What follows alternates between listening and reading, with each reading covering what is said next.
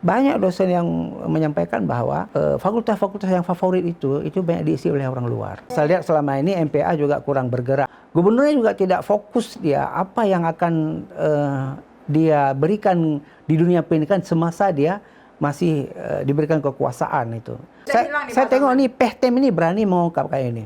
Mungkin nanti setelah ini ada orang-orang yang merah telinganya, lalu dia mengungkapkan mana dana abadi pendidikan dulu yang pernah ada. Ingat bahwa pendidikan itu bermutu bukan ditentukan oleh bagusnya gedung, bukan ditentukan oleh pagar yang mewah, tapi ditentukan oleh kualitas guru, oleh kompetensi guru, oleh jiwa guru yang punya pengabdian tinggi kepada dunia pendidikan.